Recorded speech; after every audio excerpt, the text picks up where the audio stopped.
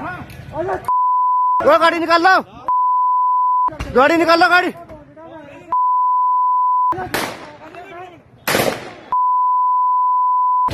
कुलदीप थार ला, थार थार लो, थार थार ला, थार थार लो, थार।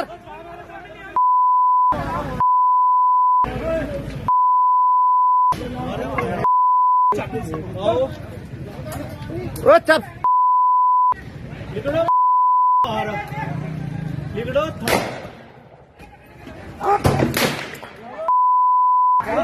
वहां से हट जाओ, वहां से।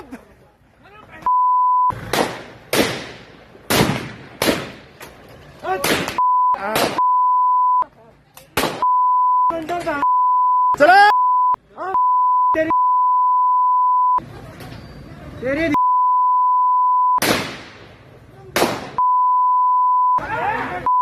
चलो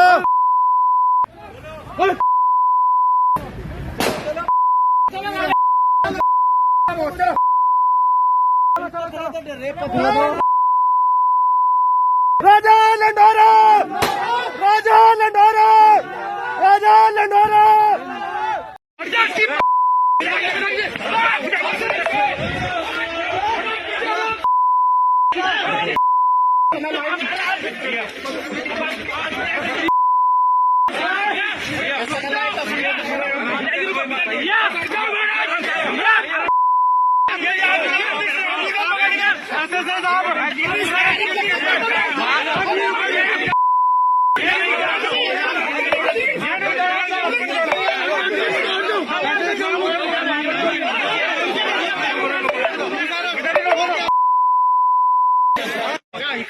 नुकसान हो जाएगा। जवाब यहीं देंगे, यहीं भाई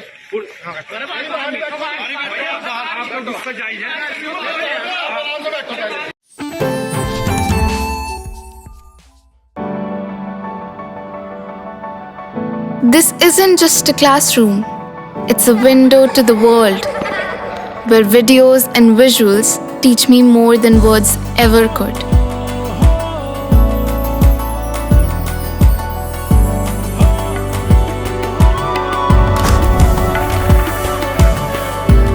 Singhania Educational Institute, cultivating knowledge.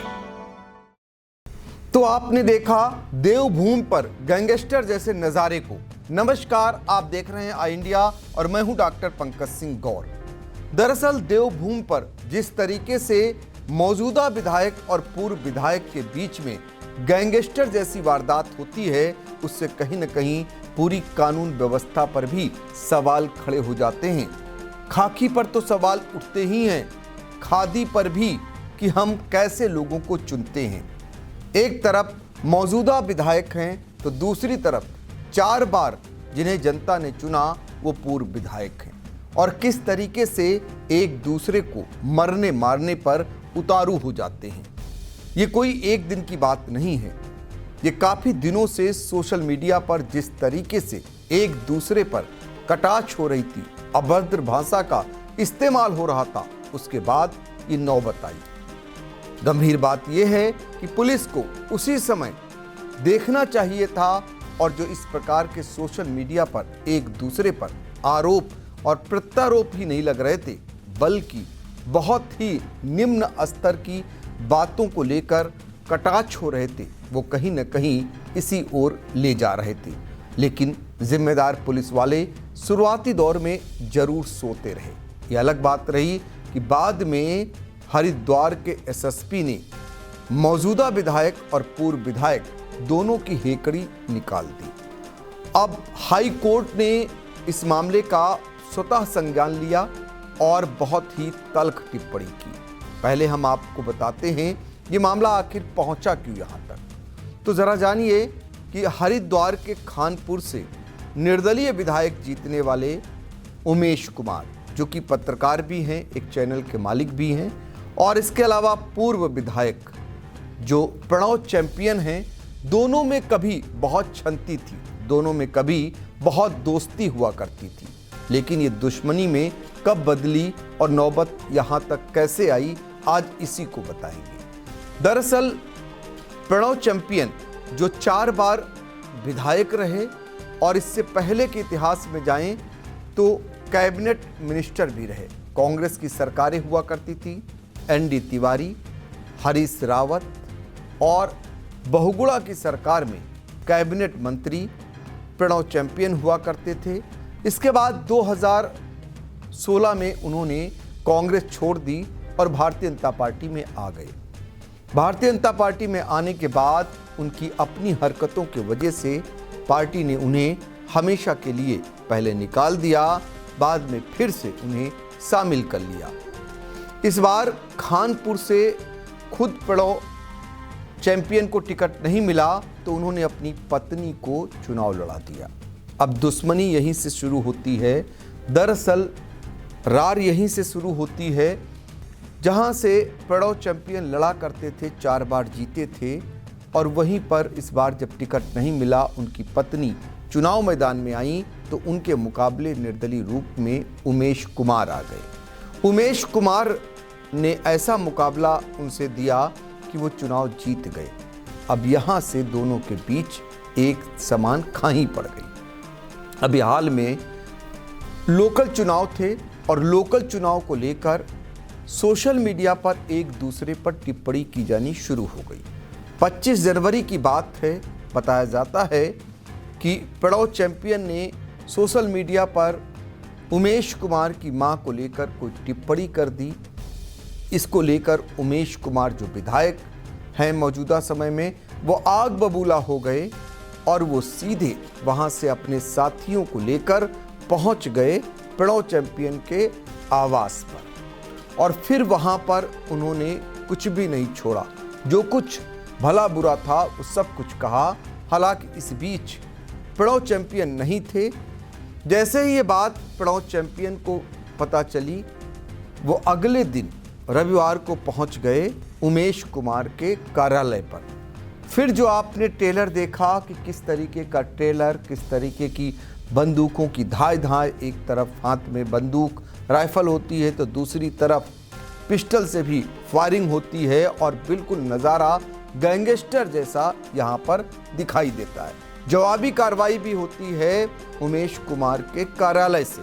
ये सब काफ़ी देर तक चलता रहता है और सुरक्षा में लगे इनके कर्मचारी भी कुछ भी नहीं कर पाते हैं। उस समय शुक्र रहा कि उमेश कुमार नहीं थे। लेकिन जब विधायक उमेश कुमार को ये बात पता चलती है और सोशल मीडिया में बहुत तेज़ी से वो सारा दृश्य जो सीसीटीवी कैमरे में और तमाम मोबाइलों में कैद हो गया वो आने लगता है तो उमेश कुमार भी आग बबूला हो जाते हैं। फिर देखिए कि एक जिम्मेदार विधायक होते हुए अपने हाथों में पिस्टल लेकर किस तरीके से एलानिया धमकी देते हैं। ना तो उन्हें कानून पर भरोसा रहता है और ना ही जो उनकी सुरक्षा में लगे लोगों पर विश्वास रहता है और किस तरीके से वो आकर के टूट पड़ते हैं। एक तो प्रणव चैंपियन जिनको सभी जानते हैं कि वो किस मिजाज के हैं, किस तरीके से वो आए दिन गुंडागर्दी करते हैं, किस तरीके का उनका स्वभाव रहा है जिसके कारण भारतीय जनता पार्टी को उन पर प्रतिबंध लगाना पड़ा था। और उसके बाद उमेश कुमार का भी पलटवार जब होता है तो वो सारी चीज़ें सोशल मीडिया पर बहुत तेज़ी से वायरल होने लगती हैं। ऐसा लग रहा था कि जैसे कोई गैंगस्टर एक दूसरे को मरने मारने पर आमादा हो। कहीं से नहीं लग रहा था जिन्हें लाखों लाख लोग चुनकर विधानसभा भेजते हों उनका ये बर्ताव हो। कोई कम नज़र नहीं आ रहा था जो 4 बार के चुने गए प्रणव चैंपियन हों या पहली बार विधायक चुने गए उमेश कुमार हों। फिलहाल कुल मिलाकर खादी जो थी वो कहीं न कहीं फिर से एक बार खादी के पीछे छुपा हुआ रूप सामने आ जाता है और कहीं न कहीं जो राजनेता होते हैं उन पर सवाल उठने खड़े हो जाते हैं। हालात इतने बदतर हो जाते हैं कि इलाके में कानून व्यवस्था का राज कायम करने के लिए भारी पुलिस बल तैनात करना पड़ता है। प्रणव चैंपियन का हाल देखिए कि सुबह उन्हें जब वो थाने पहुंचते हैं, ले जाया जाता है तो शुरुआती दौर में जो पुलिसकर्मी हैं वो कहीं न कहीं उनकी आवभगत करने में लग जाते हैं। लेकिन आखिर में उन्हें जेल की सलाखों के पीछे पहुंचा दिया जाता है और उनकी सारी हेकड़ी निकाल दी जाती है। उमेश कुमार को लेकर उनकी बेल हो जाती है। कारण क्या? क्योंकि उन्होंने रिवॉल्वर तानी थी, फायरिंग करते हुए नजर नहीं आए थे, हालांकि एलानिया धमकी जरूर देते हुए दिखाई दिए थे। इस वजह से उन्हें बेल मिल जाती है, लेकिन तनाव वहां पर जबरदस्त व्याप्त हो जाता है।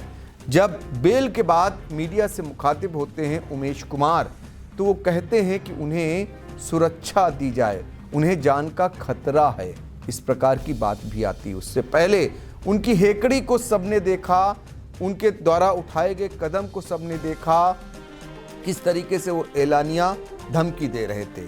तो बहुत सारे ऐसे दर्शक जानना चाहते थे कि आखिर क्या हुआ प्रणव चैंपियन और उमेश कुमार के बीच, जो कभी दोस्ती हुआ करती थी, दुश्मनी कैसे हो गई। इसको लेकर आज आई इंडिया ने आपको बताया कि इस तरीके से दुश्मनी हुई और फिर एक दूसरे को मरने मारने पर आमादा हो गए।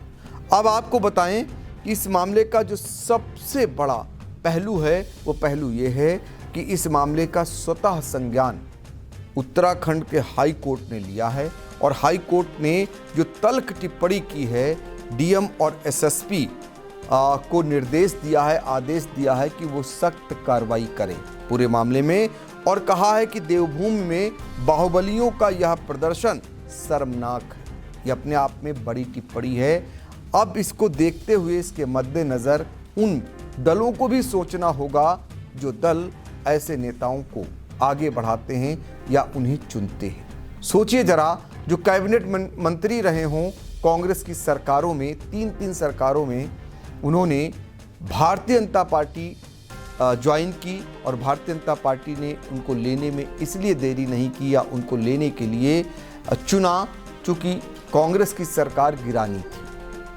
हालांकि गिराने का प्रयास किया, गिरी नहीं, लेकिन देर नहीं लगाई भारतीय जनता पार्टी ने ऐसे व्यक्ति को लेने में, जो थोड़े दिन बाद ही भारतीय जनता पार्टी ने खुद उन पर प्रतिबंध लगाया। तो आप अंदाज़ा लगा सकते हैं कि ऐसे लोगों को ले लिया। और उमेश कुमार जो विवादों में रहते हैं, जिन पर और भी मामले सामने आए हैं, जिनका स्टिंग ऑपरेशन सरकार को गिरा देता हो, तमाम ऐसे मुद्दे, तो कुल मिलाकर सोचना होगा उस जनता को भी जो ऐसे नेताओं को चुनने का काम करती है और चुनने के बाद किस तरीके से वो बर्ताव करते हैं।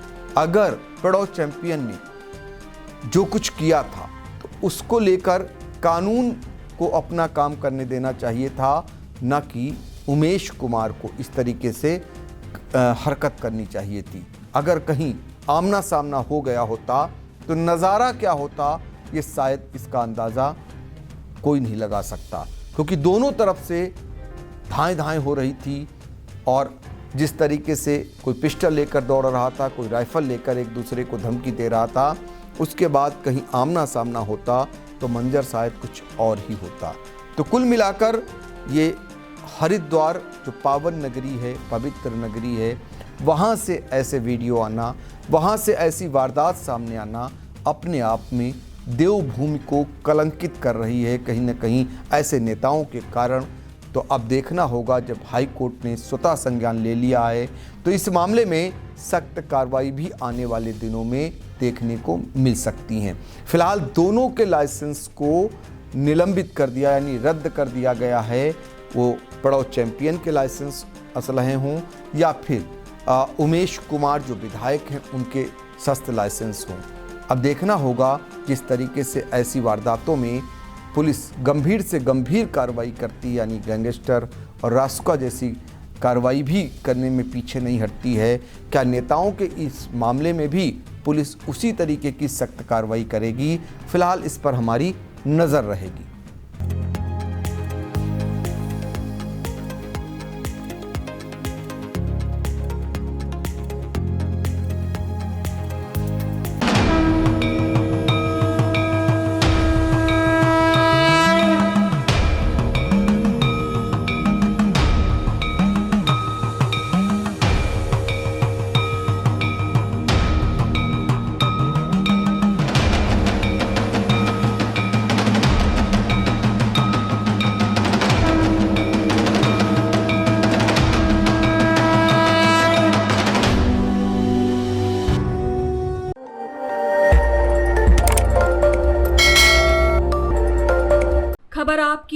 नजर हमारी। देखते रहिए आई इंडिया।